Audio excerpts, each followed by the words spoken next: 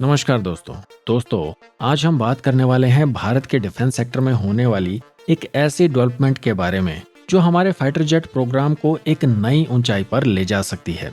दरअसल French aerospace giant Safran और भारत के बीच एक बहुत बड़ी पार्टनरशिप हो सकती है जो हमारे एमका यानी कि advance medium combat aircraft programme के लिए बहुत इम्पोर्टेंट होने वाली है। दोस्तों, इस पार्टनरशिप की शुरुआत 2019 में हुई थी जब साफरान ने पहली बार डीआरडीओ को एक प्रपोजल भेजा था।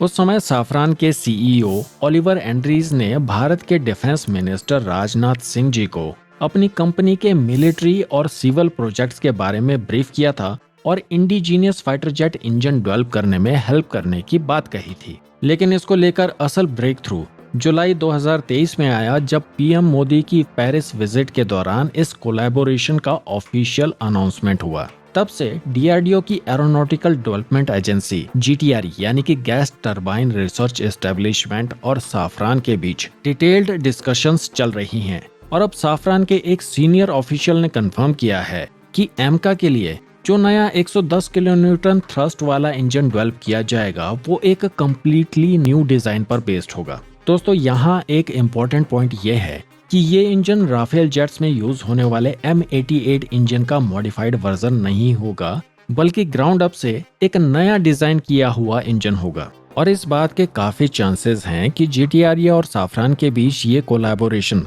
फाइनल हो जाए, क्योंकि हाल ही में एक और बड़ी बात सामने आई है। डीआरडीओ के चेयरमैन समीर वी कामत जी ने रिसेंटली रिवील किया है कि अब भारत सीधे 6th जनरेशन की इंजन टेक्नोलॉजी की तरफ प्लानिंग कर रहा है। उन्होंने कहा है कि इसके लिए हमें करीब 40 से 50 हजार करोड़ रुपए का इन्वेस्टमेंट करना होगा और इस इंजन में कई एडवांस्ड फीचर्स होंगे, जैसे कि single crystal blade powered metallurgy discs और सिरेमिक मैट्रिक्स कंपोजिट्स। ये कंपोनेंट्स इंजन की परफॉर्मेंस को सिग्निफिकेंटली इंप्रूव करेंगे और साथ ही उन्होंने क्लियरली मेंशन किया है कि इस इंजन को बनाने के लिए एक फॉरेन पार्टनर के साथ कोलैबोरेशन किया जाने वाला है।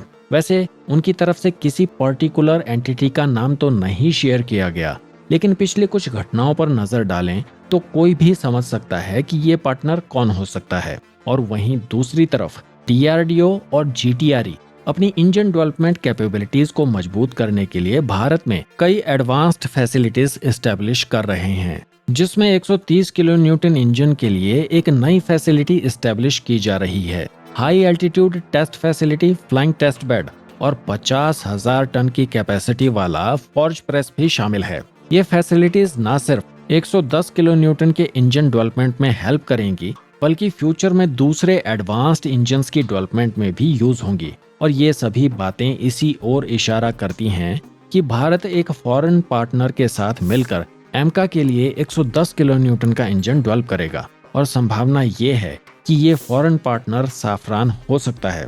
वैसे दोस्तों, आपको बताता चलूं कि ब्रिटेन की jet engine manufacturing giant Rolls Royce ने भी एक ऐसा ही ऑफर भारत को दिया था, लेकिन वे लोग यूरोफाइटर टाइफून में इस्तेमाल होने वाले 90 किलो न्यूटन के अपने JE200 इंजन को भारत के साथ मिलकर अपग्रेड करके एक नया 110 किलो न्यूटन का वर्जन डेवलप करने वाले थे, जबकि साफरान के द्वारा दिए गए ऑफर में एक बिल्कुल नया इंजन डेवलप किया जाएगा जिसके इंटेलेक्चुअल प्रॉपर्टी राइट्स भी जीटीआरई के पास ही होंगे और इस पर कोई एक्सपोर्ट रिस्ट्रिक्शन नहीं होंगी।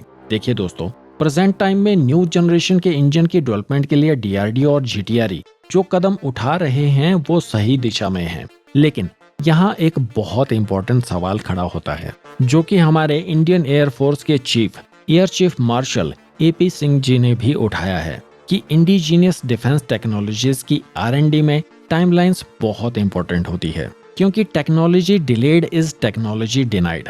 मतलब जो नया इंजन डेवलप किया जाएगा क्या वो सही समय पर डिलीवर हो पाएगा, क्योंकि जेट इंजन के मामले में डीआरडीओ और जीटीआरई का ट्रैक रिकॉर्ड अच्छा नहीं है। तो क्या डीआरडीओ और जीटीआरई इस बार फॉरेन पार्टनर के साथ नए जेट इंजन को डेवलप करके सही समय पर डिलीवर कर पाएंगे, या इस इंजन प्रोग्राम का हाल भी हमारे कावेरी इंजन प्रोग्राम के जैसा ही होगा? आपको क्या लगता है? कमेंट में अपने विचार जरूर बताएं। द क्रॉनिकल पोस्ट के साथ जुड़े रहने के लिए चैनल को सब्सक्राइब कर लें और वीडियो को लाइक और शेयर करना ना भूलें। तो फिर मिलते हैं एक नई वीडियो में एक नए टॉपिक के साथ। जय हिंद।